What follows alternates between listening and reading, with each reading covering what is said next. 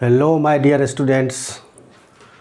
Today I will discuss relation between mole fraction and molality. मैं पिछले lecture में बता दिया था कि आज मैं डिस्कस करूंगा रिलेशन बिटवीन मोलालिटी और मोल फ्रैक्शन के बीच में। देखो बच्चे,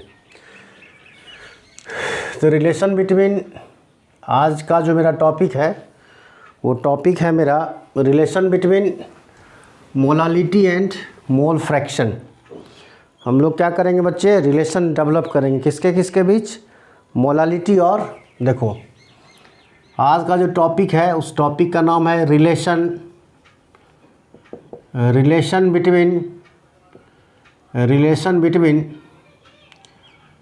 molality small m and mole fraction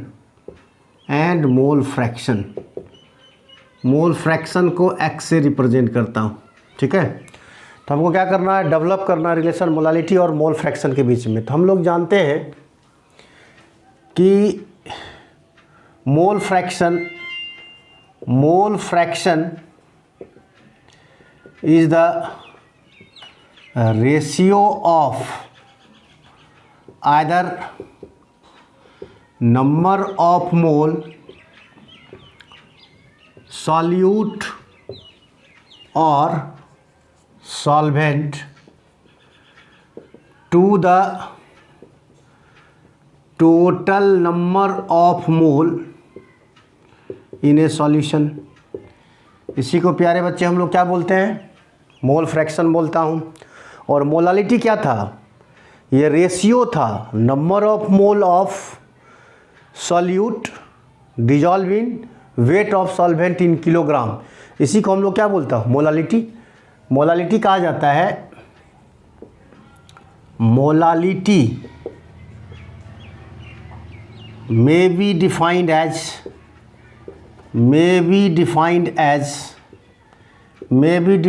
as the number of mole of solute dissolve in weight of solvent in kilogram. ये क्या था, इसको बच्चे हम लोग बोलते थे मोलालिटी। ये दोनों टर्म क्लियर हो गया। अब दोनों के बीच में हम रिलेशन डेवलप करा रहे हैं। देखो क्या करते हैं, कुछ टर्म को हम लोग सपोज कर लेते हैं, लेट कर लेते हैं। देखो इसको पहले हम इरेज कर देता हूँ, पूरा बोर्ड को क्लियर करके रखता हूँ।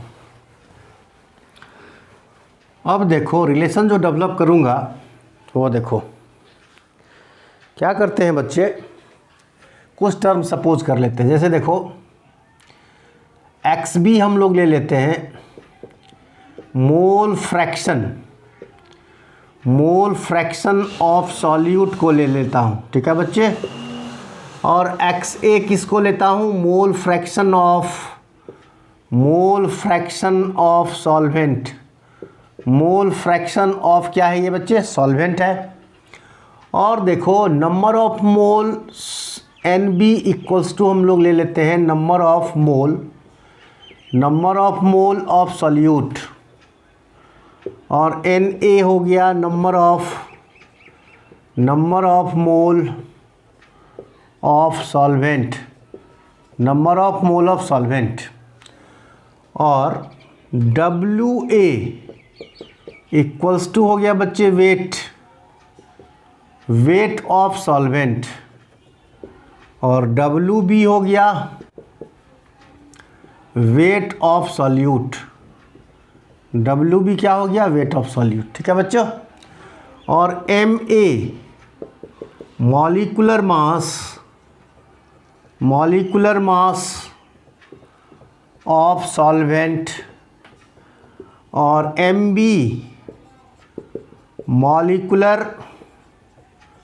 Molecular mass of solute. ठीक है बच्चे,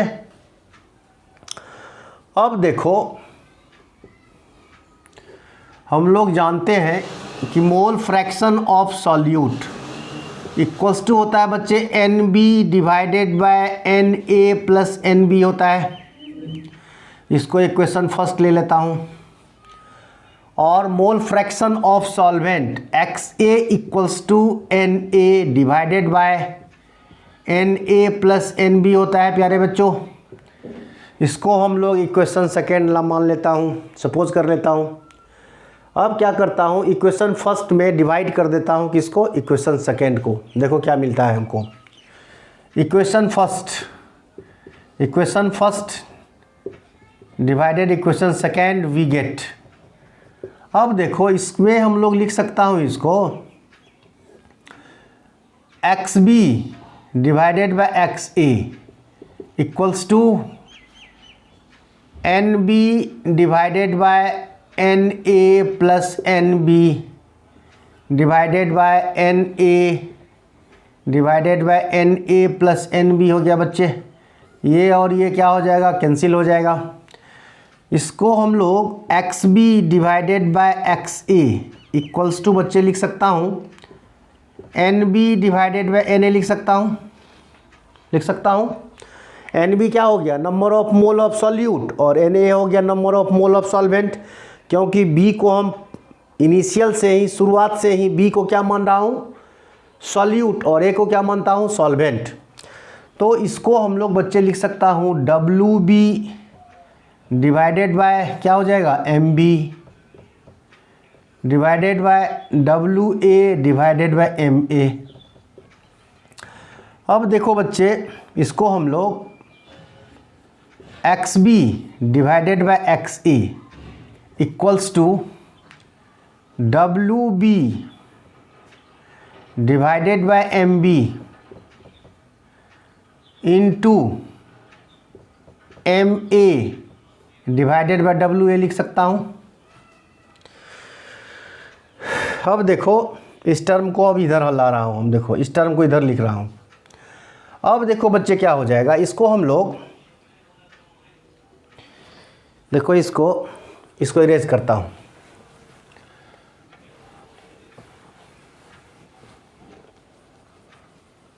अब देखो अब क्या करता हूँ, XB divided by XA equals to WB into MA divided by MB into WA। इसको हम लोग XB divided by XA into MA लिख सकता हूँ equals to WB divided by MB into WA लिख सकता हूँ।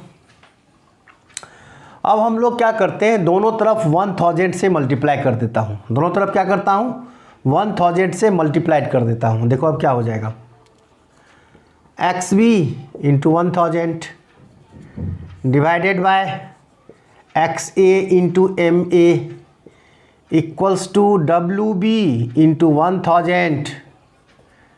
थोड़ा इसको अरेंज करके लिख देता हूँ, या ठीक है, MB into WA।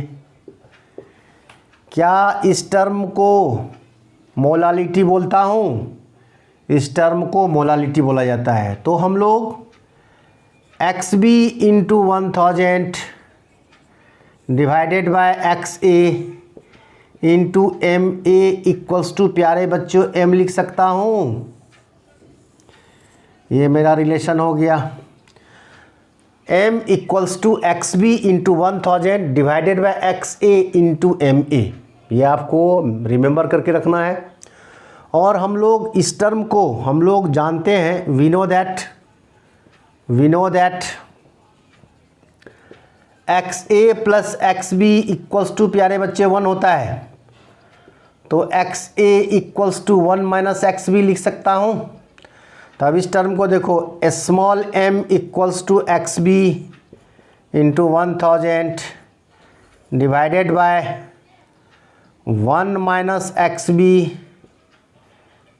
Into MA लिख सकता हूँ। आपको मैं पहले ही सब कुछ बता चुका हूँ कि किस टर्म को क्या कहता हूँ। ठीक है प्यारे बच्चों, तो राइट डाउन करो इसको।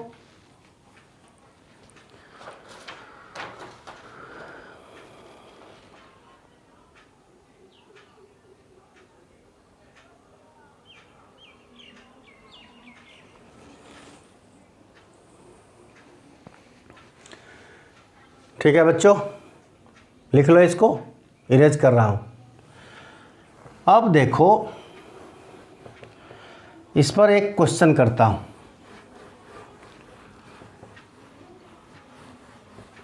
देखो, कैलकुलेट, क्वेश्चन देखो, कैलकुलेट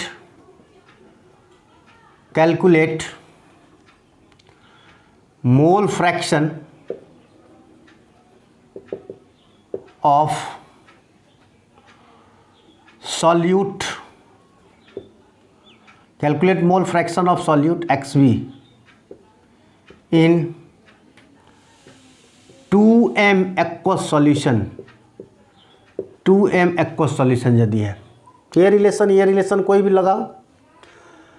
अब देखो, मान लो हम इसी रिलेशन पर चलते हैं।